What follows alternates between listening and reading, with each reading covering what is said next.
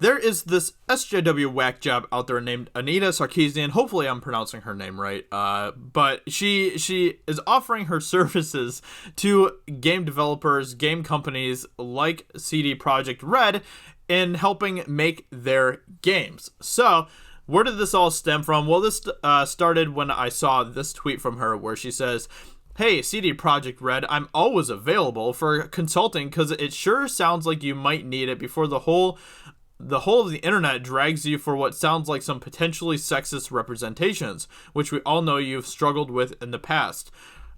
Immediately, there's definitely a lot of things wrong with this tweet here. The whole of the internet? No, that's not what's happening here at all.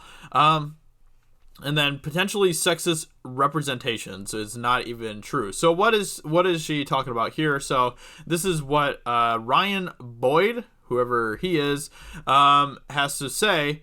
You know, another one of those SJW nut jobs. This is like an effing turducken of facile takes, genre ignorance, and milk quote toast body squeamishness, which is maybe not ideal from the makers of a game literally called Cyberpunk. And so this is what he is talking about here. After players gun down, this is basically like a description of Cyberpunk, I believe. From the enemies in the compound, they find the kidnapped woman and another NPC lying naked in a bathtub filled with ice, with her eyes rolled back in her head and her body glistening with water. The player must carry her in their arms out into the light to the waiting paramedics. Nudity is important for us because of one reason. Badowski said, "This is cyberpunk, so people augment their body. So the body is no longer sacred, it's profane. Because people modify everything, they're losing their connection to the body, to the meat, and that's why we need to use the nudity in many situations." So basically, you know, this is a pretty common theme in cyberpunk, so I don't know why he is saying, which is maybe not ideal for the makers of a game. So basically, he's saying that they have genre ignorance right now because they're having a lot of body modification type of stuff in Cyberpunk, which is kind of the definition of Cyberpunk in a lot of ways. So I don't know what he's talking about there. But and then the Badowski continues, "You see that there are bodies in the tub, and you need to take care of this woman. But at the same time, she's augmented," he continued, searching for the right words, because he is actually from Poland, I believe. So English, I don't think, is necessarily his strongest language or anything. So he's probably, you know, trying to figure out how to express what he's actually trying to say. "She is not clean. Maybe she's augmented too much. Maybe the humanity level is pretty low in her, so it's an interesting topic. It's one of the key themes in Cyberpunk. The very first scene in the original Ghost in the Shell anime show exactly the same aspect, because there is sacrum and there is profanum in a world where you can simply modify yourself to such limits that it makes you a different kind of person. It's one of the most important themes in Cyberpunk in the genre." So I totally get what he's saying here from a story perspective and from a world building perspective, basically saying that what if we get to a point in the future where people are able to modify themselves so much to the point that they lose their humanity. That's basically what he is trying to say here, what kind of point he's trying to make here, and it totally makes sense to me. I don't know why this is becoming such a big deal, why the people are freaking out about this. Well, they're SJWs, so of course they're going to freak out about it. But I totally get what he's saying here. You know, the whole point of Cyberpunk is people modifying their bodies with parts and pieces of whatever, so much so that do they lose their humanity? Do they still have humanity? Are they still human with those elements? All of those types of questions are deep questions that are usually discussed in the cyberpunk genre. I mean, Alita talks about that type of stuff. You know, even like you know, Blade Runner talks about that type of stuff too. I don't know if Blade Runner necessarily counts as cyberpunk or not, but Blade Runner does delve into those types of issues as well about humanity and all those types of things. These are common themes in these types of genres. I don't know why suddenly all these people are freaking out about it. So anyway, those are kind of my thoughts about it, and then obviously they go on to these whole triggered rants where they are just acting offended. And so Anita Sarkeesian, let's get back to Anita Sarkeesian. Anita Sarkeesian is offering her services to CD Projekt Red to help fix their game, help fix their studio before it's too late. course, I say here, don't let her anywhere near this game, please, CD Projekt Red. So who is Anita Sarkeesian? Well, she says here, nudity itself isn't the problem. Rather, neither is showing and expressing sexuality or sexual desires about how it's represented and what values the overall narrative promotes, which is really stupid because that's not at all what they are talking about here when they are talking about nudity. That is literally not at all what they're talking about. So right then and there, you sound like an idiot, Anita. So let's continue here. So she has here this amazing opportunity for all of these game developers to really take themselves to the next level, to really become embraced by fans once again, because as we know, gamers are happy with video games. And how do you fix that? You put in more diversity, more inclusivity, and more wokeness. That is exactly how you fix the gaming industry, according to Anita. So Anita, so helpful, so beautiful, so brave, says, video game designers, let me help you avoid these kinds of mistakes. I want you to make the great games you're envisioning while appealing to a broader audience, and that includes not offending entire market segments. Get ready for the cringe, guys. Get ready for the cringe. So this is what her little consulting project is about. So we're not going to read everything in here because it's pretty lengthy, but are you working on a video game, book, film, comic, board game, or other narrative project and looking for practical support to make sure your project is appropriately inclusive? As soon as you hear the words appropriately inclusive, you know it's woke. I'm sorry, but that is just like one of the most telltale signs that whatever they're talking about is going to be an absolute woke fest. Not sure where to start? It's okay if you feel a little lost or unsure if you don't have the proper wokeness. Trust me, I can help with that. My team and I are here to support you in that mission.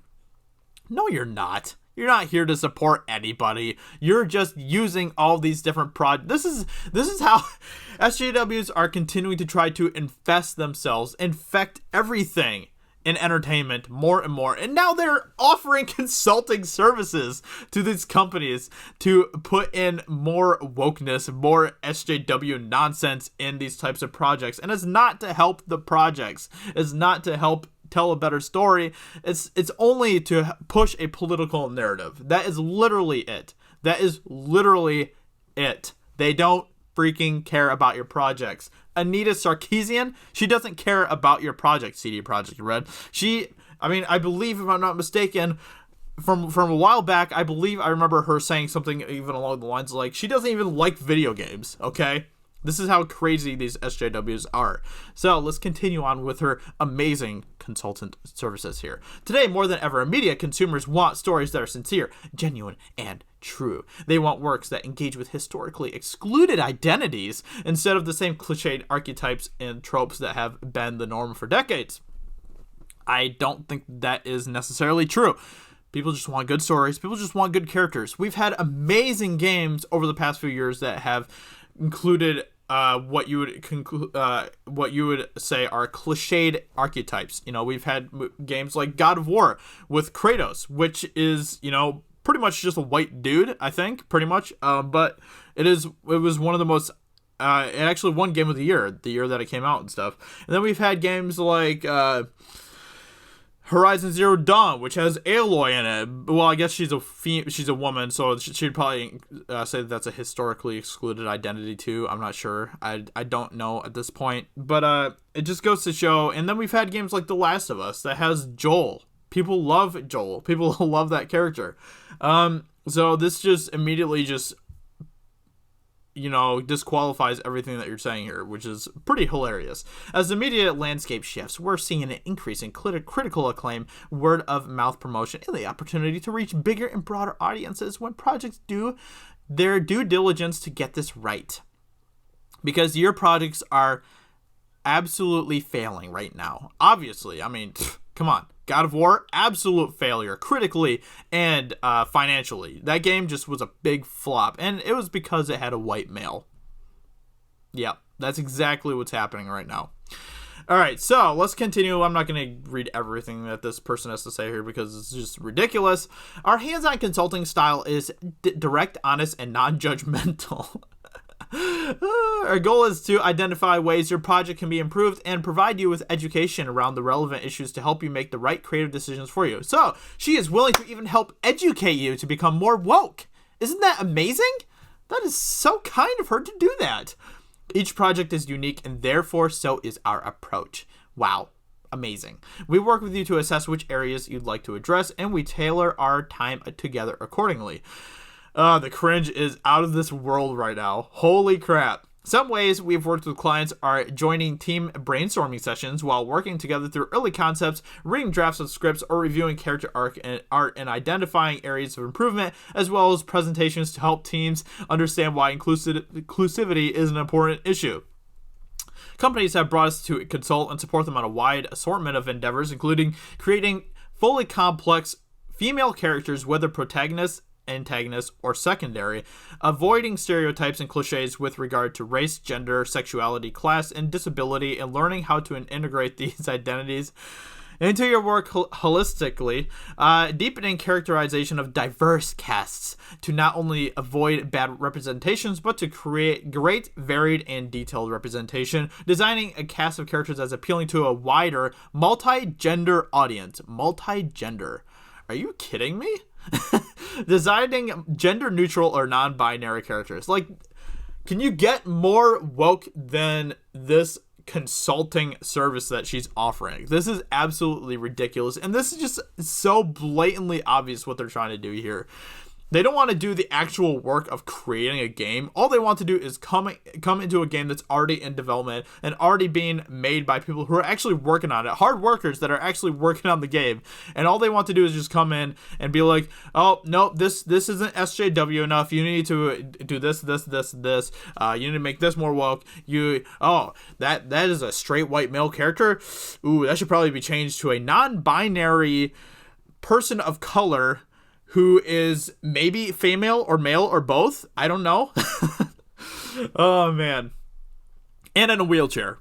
Gotta put that in there, too. So, this is just insane. This is insane. These SJWs are becoming more and more insane every day, and it's hilarious. It is scary in a lot of ways as well, because they're just insane. And the reason that it's scary is because, there's a lot of people in the entertainment business that are starting to get on their knees more and more for these SJW freaks, which is just sad to see. I mean, we need these gaming developers, we need these entertainment companies to stand up to these freaks, because they're not going to stop. They're just going to continue to push and push and push. You'll never ever cater to these people, ever. If you give them an inch, they'll take it a mile. With that being said, I hope you guys enjoyed this video. Let me know in the comments below, what do you think about all of this nonsense going on. Sorry that this was a little bit of a longer video, but this is a pretty big story that's happening right now. So with that being said, I hope you guys enjoyed. Let me know in the comments below, and I will talk to you all very soon in another video. Talk to you later. Bye.